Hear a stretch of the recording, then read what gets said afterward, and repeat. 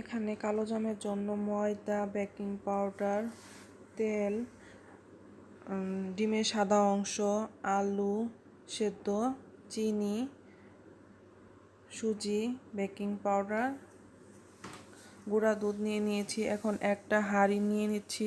হাঁড়িতে সামান্য কিছু পানিটার পরিমাণ হচ্ছে 1 কাপ পরিমাণ। এই পানিতে আমি এখন সুজিটা দিয়ে দিচ্ছি 1 কাপ পরিমাণে। তার মধ্যে গুঁড়ো দুধটুকু দিয়ে দিচ্ছি।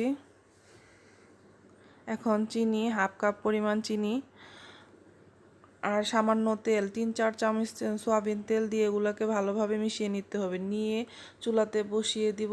এখন অনবরত আমাকে নাড়তে থাকতে হবে, না হলে এটার ভিতরে যদি কোনো দলা থেকে যায় তাহলে আমাদের যে মিষ্টিটা তৈরি করব সেটা পারফেক্ট এবং ভালো হবে না, এটা শক্ত হয়ে যাবে। এজন্য বারবার নাড়তে হবে। এখন আমি একটা হাঁড়িতে সামান্য পরিমাণে পানি আর চিনি নিয়ে নিচ্ছি। এখানে 2 গ্লাস পরিমাণ পানি, আর এর জন্য আমি 1/2 কেজি চিনি এবং 5-6টা এলাচ দিয়ে শিরা বসিয়ে দিলাম চুলাতে।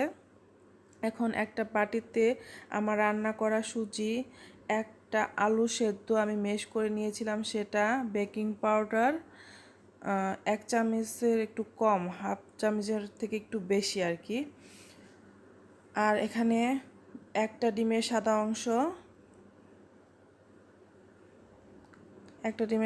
অংশ, আর হচ্ছে ময়দা 1/2 কাপ পরিমাণ। এগুলোকে আমি ভালোভাবে মিশিয়ে নিব। এগুলোকে যতটা ভালো করে মিশানো যাবে ততটাই মিষ্টি পারফেক্ট আর সুন্দর হবে। এগুলোকে চেষ্টা করবেন সবসময় খুব ভালো করে মিশিয়ে নিতে একসঙ্গে। এটাকে কেউ ইচ্ছে করলে হাত দিয়েও ভালো করে মিশিয়ে নিতে পারবেন। যার যেভাবে পছন্দ সেভাবে মিশিয়ে নিতে পারে। খুব ভালো করে মিশাতে হবে।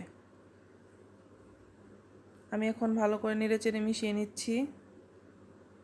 আপনারা দেখতে পাচ্ছেন আমি অনেকক্ষণ সময় ধরে, প্রায় 3-4 মিনিট ধরে আমি এগুলাকে নেড়েচেড়ে মিশিয়ে নিচ্ছি। এখন আমার হাতে সামান্য তেল মেখে নিব। নেওয়ার পর আমি আমার ইচ্ছে মতো পরিমাণে ডো নিয়ে আমি এখন মিষ্টি শেপ দেওয়ার চেষ্টা করছি।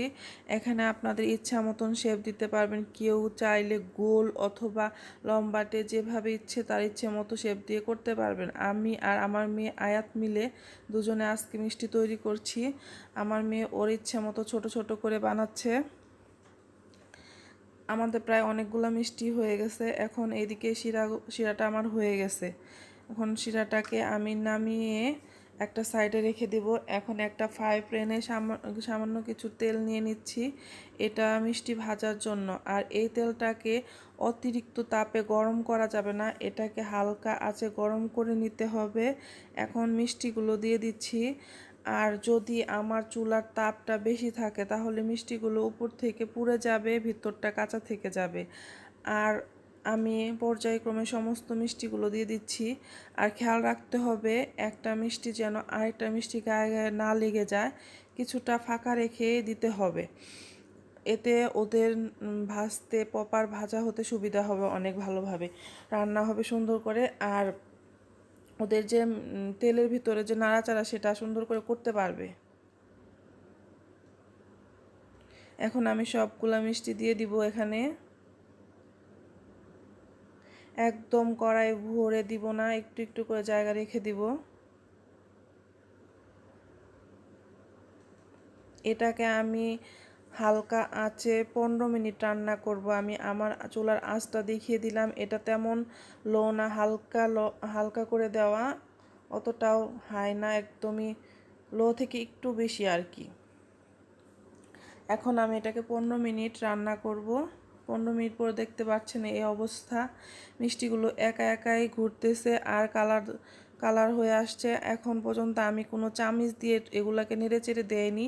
এখানে চামিচ দেওয়ার বা নেড়েচেড়ে দেওয়ার কোনো প্রয়োজন নেই, একা একা এগুলা ভাজতে থাকবে। প্রায় 15 মিনিট হয়ে গেছে আমার মিষ্টিগুলো, কালার চলে আসছে অলরেডি।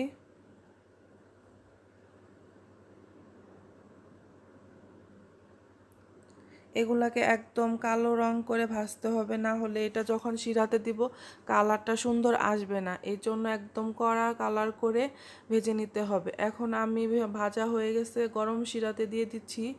দেখতে পাচ্ছেন আমি সরাসরি তেল থেকে নিয়ে শিরার মধ্যে দিয়ে দিচ্ছি। এখানে একটা কারণ আছে, কারণটা হচ্ছে আমি যদি এটাকে প্লেটে নিয়ে ঠান্ডা করি তাহলে আমার মিষ্টিগুলো শক্ত হয়ে যাবে, এতটা সফট হবে না। আর আমি গরম শিরায় গরম ভাজা মিষ্টিগুলো যদি দিয়ে দিই, এটা সর্বোচ্চ আধা ঘন্টা সময় লাগবে পারফেক্ট মিষ্টিতে আসতে।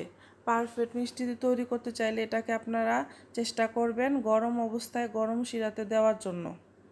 আর এভাবে আধা ঘন্টা রেখে দিলেই এনাফ। চাইলে আপনারা সব সারাক্ষণ বা একদিন রাখতে পারেন, কোনো প্রবলেম নাই। আপনি আধা ঘন্টার পর এটাকে পরিবেশন করার জন্য তৈরি হয়ে গেল আমার কালোজাম।